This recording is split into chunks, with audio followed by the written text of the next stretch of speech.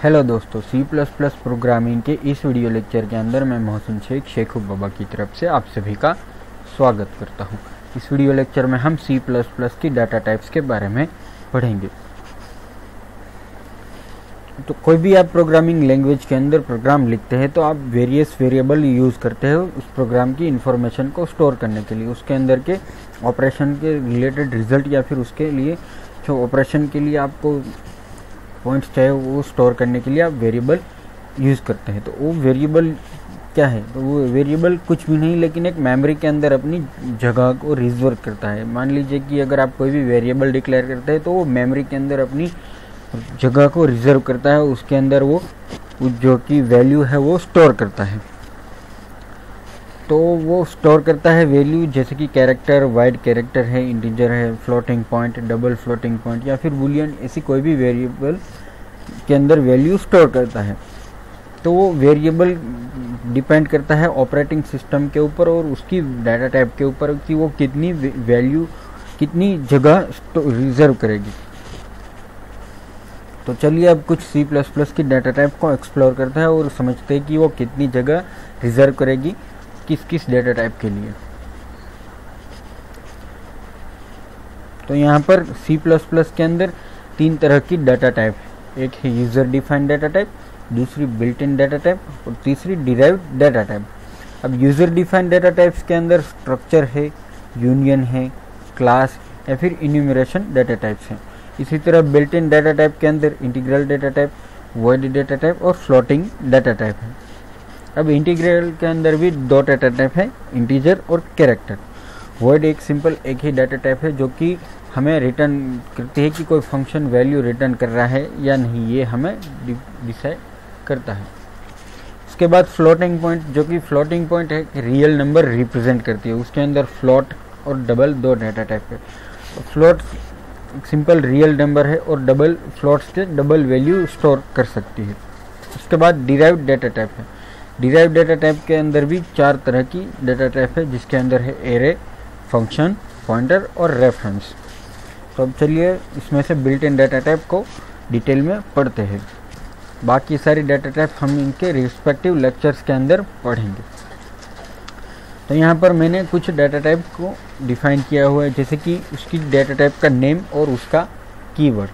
तो जैसे कि यहाँ पर मैंने बूलियन डाटा टाइप है तो उसका कीवर्ड है बुल, कैरेक्टर के लिए कैर, फिर आईएनटी इंटीजर के लिए, फ्लोटिंग पॉइंट के लिए फ्लोट, डबल के लिए डबल यानी कि फ्लोट से डबल की जो डाटा टाइप है उसके लिए, और जो वर्ड है उसको यहाँ पर हमने वैल्यू लेस किया हुआ, यानी कि वो हमें सिर्फ डिफाइन करता है कि ये फंक्शन कोई भी है या फिर प्रोग्राम है तो वो वैल्यू रिटर्न कर रहा है या नहीं। उसके बाद वाइड कैरेक्टर, तो उसके लिए डब्ल्यू कैरेक्टर अंडरस्कोर टी। तो चलिए इन डाटा टाइप को डिटेल में अब एक्सप्लोर करते हैं। जैसे कि कैरेक्टर डाटा टाइप है तो वो 1 बाइट पर कैरेक्टर रिजर्व करता है मेमोरी के अंदर, और उसकी रेंज जो होती है वो -127 से लेकर +127 यानी कि 0 से लेकर 255 कैरेक्टर तक वो स्टोर कर सकता है। इसी तरह unsigned character 0 to 255 character store करता है और उसकी साइज जो होती है वो 1 बाइट होती है। साइंड कैरेक्टर भी सेम करता है, उसकी भी साइज 1 बाइट होती है पर कैरेक्टर। अब आते हैं इंटीजर के ऊपर। तो इंटीजर 4 बाइट्स मेमोरी के अंदर रिजर्व करता है।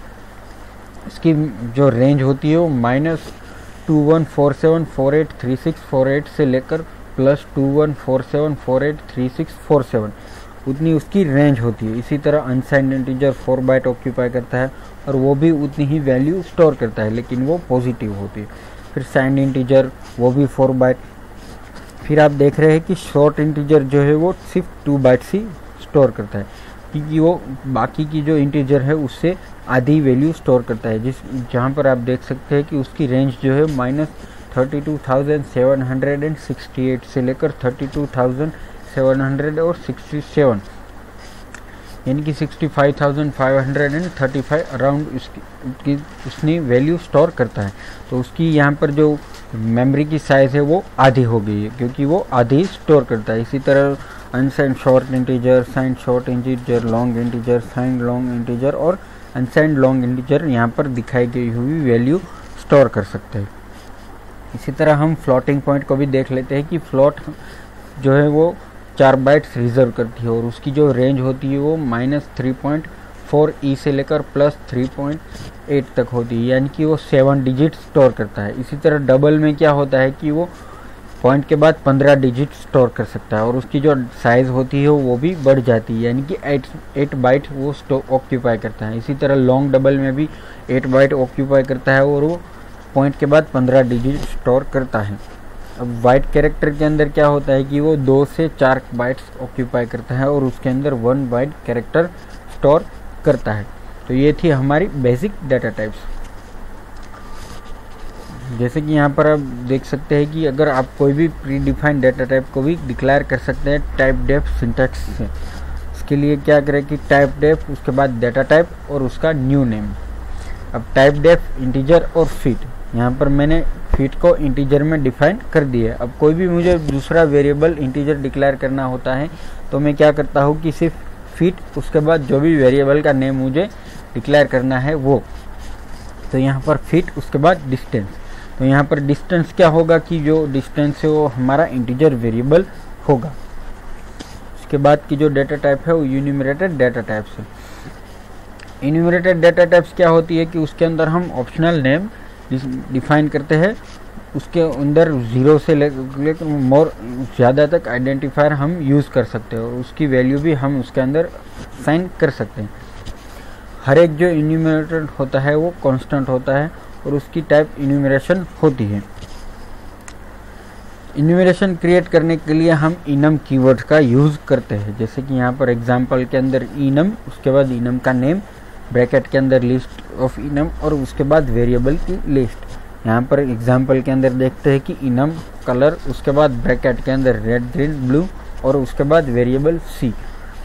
तो अब सी के अंदर इनमें से कोई भी एक वैल्यू को हम स्टोर कर सकते हैं। जैसे कि यहाँ पर सी इक्वल टू ब्लू, तो सी के अंदर हमने ब्लू को स्टोर किया हुआ है, यानी कि ब्लू की वैल्यू हमने सी के अंदर असाइन कर ली है। इन्यूमरेटेड डाटा टाइप्स के अंदर क्या होता है कि जो उसके जो पहली पोजीशन के ऊपर जो पहला नाम है उसकी वैल्यू बाय डिफ़ॉल्ट वो 0 ले लेता है और जो सेकंड जो उसका वेरिएबल है, उसका नेम है, उसके अंदर वो 1 वैल्यू असाइन कर लेता है, यानी कि वो इंक्रीमेंट होती रहती है। थर्ड जो वैल्यू है उसके अंदर 2, उसके बाद जैसे वो बढ़ती जाती है वो वैल्यू बढ़ाते जाते हैं।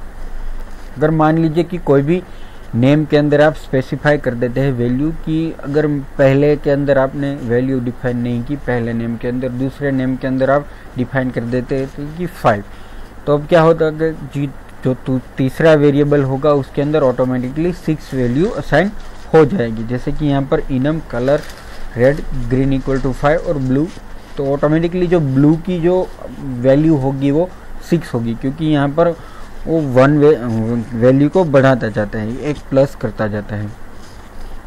तो ये था हमारा C++ की डाटा टाइप्स के ऊपर वीडियो लेक्चर। अगर आप हमारे नए वीडियोस पाना चाहते हैं तो आप हमारी चैनल को सब्सक्राइब करिए।